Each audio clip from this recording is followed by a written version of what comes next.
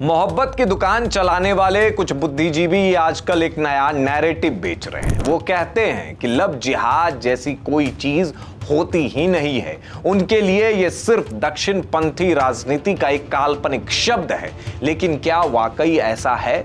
आरफा खानम जैसे लोग जब नारी स्वतंत्रता की आड़ में इस कड़वे सच को ढकने की कोशिश करते हैं तो वो शायद भूल जाते हैं कि शब्द की जड़ें किसी राजनीतिक दल के दफ्तर से नहीं बल्कि केरल के एक चर्च से निकली थी।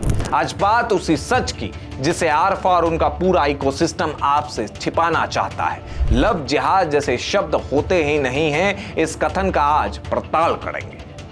आरफा जी की जो बेचैनी है उसका सिर्फ एक ही कारण है। लगातार एक महीने से जो टीसीएस को लेकर विवाद चला है उससे उनकी नैरेटिव वाली पत्रकारिता को खतरा हो गया है, क्योंकि ये लोग तो आज डिफेंड कर रहे हैं कि ऐसा कुछ नहीं है, लव जिहाद कुछ नहीं होता है, लेकिन असल सच्चाई तो सबको पता है। हाल ही में आरफा खानम ने फिर से वही पुराना राग अलापा। उनके मुताबिक लव जिहाद का मुद्दा महिलाओं की आजादी पर हमला है।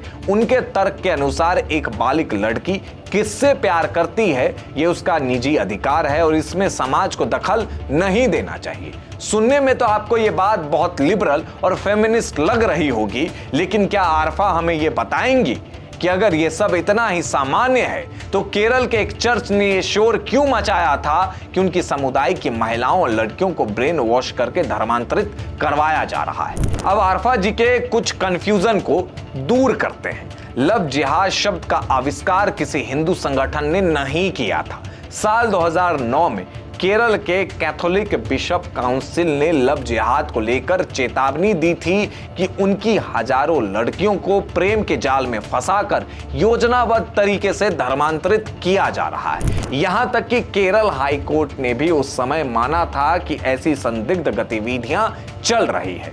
तो क्या अब आरफा के हिसाब से वो ईसाई धर्मगुरु भी महिलाओं के आजादी के दुश्मन थे? असलियत ये है कि जहां मजहब का एजेंडा शुरू होता है वहां आरफा जैसे लोगों के चश्मे का लेंस मजहबी लेंस में बदल जाता है और उनको हर तरफ सब चंगासी वाला सीन ही दिखता है। आरफा ने जो अपने ट्वीट में लिखा है कि लव जिहाद जैसे शब्द महिलाओं की आजादी को छीनता है, तो क्या इस आजादी का अंत सूटकेस या फ्रिज में होना चाहिए? क्या आरफा के पास इसका जवाब है कि जब कोई हिंदू लड़की किसी अब्दुल से शादी करती है तो उसके बाद उस लड़की के ऊपर धर्म परिवर्तन का दबाव क्यों बनाया जाता है? उसके नाम और पहनावे को रातों रात क्यों बदला जाता है? और अगर यह सिर्फ प्यार है तो इसमें कट्टरपंथी संगठनों की फंडिंग और कानूनी मदद कहां से आ जाती है? और ये बात मैं कोई हवाई नहीं कर रहा हूं, बल्कि अहमदाबाद के एक मैरिज रजिस्ट्रार ने अपने जिहादी मानसिकता को बढ़ावा देने के लिए मुस्लिम लड़कों को हिंदू लड़की से निकाह करने में कानूनी दायरे से हटकर मदद की थी। लव जिहाद एक ऐसा सच है जिसको कभी भी झुठलाया नहीं जा सकता, चाहे उसके डिफेंड में कितनी ही किताबें क्यों ना लिख दी गई हो, कितने ही ट्वीट क्यों ना किए गए हो।